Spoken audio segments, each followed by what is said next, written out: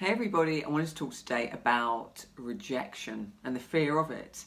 And this is quite an issue for many of us, and I can certainly relate to it myself. And it could be the fear of being rejected by a boyfriend, by a work colleague, by an industry. And it really amounts to sort of feeling a loss of some kind. And it can really hold us back, just the mere fear of it. And it almost goes back to tribal times when we needed to feel accepted, to have a sense of status and connection with people. And so these next 5 tips are going to help you deal with rejection. Step 1, start at the beginning. And what I mean by this is sometimes it can be helpful to go back to the origins of where you think this fear of rejection started. And it's really common that this can happen in childhood. Maybe you felt left out of school or excluded. Maybe you struggled to make friends. Maybe your home life wasn't great. But go back and imagine an experience you had when you were younger, but go back as the older you and almost reassure the younger you that with all your experience today and the knowledge you have today, that younger you is going to be okay. I know that might sound a bit odd, but when we do that in a relaxed state, it can actually provide some reassurance for that reactive part of ourselves, which is often an old pattern match, if you like, of a younger you when you experienced rejection, and can actually help you feel more soothed when you're moving forwards. Step 2 would be just check that you're not creating a self-fulfilling prophecy.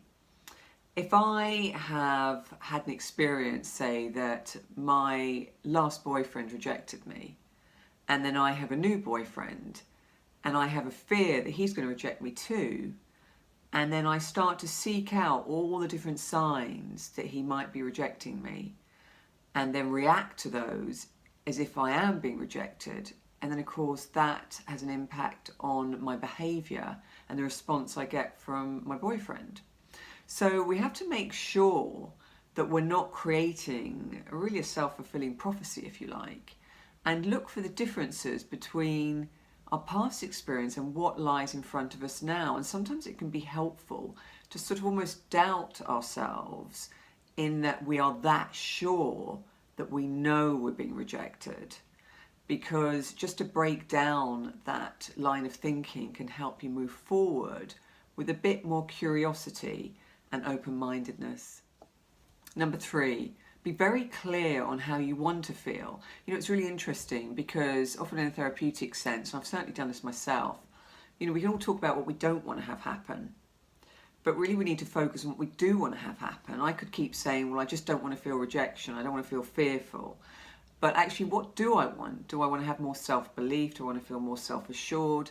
And to really figure out what that would look like and how that would feel, and where you might feel that in your body, and start conjuring that up in your mind, and even use past experiences, maybe in other areas of your life, where you have felt more self-assured or had more self-belief or more confidence in a certain area, and not had this fear of rejection. And bring that into the fore and imagine yourself in the future in this area where you are struggling with the fear of rejection, but see yourself in that new version of a future you. Step 4, face your fear. Very often, if we're fearful of something, we can sort of avoid looking at the absolute extreme of what would happen if I was rejected, because there's the fear of what we'll feel if we're rejected, when actually you'll probably find when you go to that extreme and think, well, what's the worst possible outcome?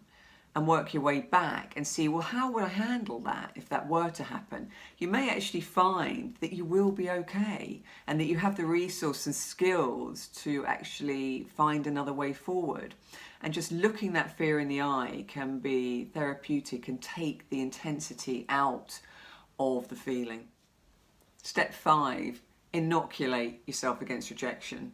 Now, I kind of laughed when I thought of this title, because I remember a friend of mine, I was talking to her about some rejections that I had gone through, and she said to me, wow, you're really inoculating yourself against rejection, aren't you? And I thought it's actually quite true, because the fear of rejection was far worse. And once I had been rejected so many times when I was trying to create something, that actually I became more bold in the process. So there is a sense of just testing things out and getting used to the feeling of someone's saying no or things not going quite as you would like, because then you actually find you have to achieve a more balanced view. So I hope these tips were helpful. Look out for my other makeup tips, because this channel is all about connecting beauty, well-being and wisdom. And if you want to book a session with me in the Pockets of Wisdom headquarters, then you can go to the link in my profile and book a session via there. Anyway, I hope to speak to you soon and look forward to hearing any feedback.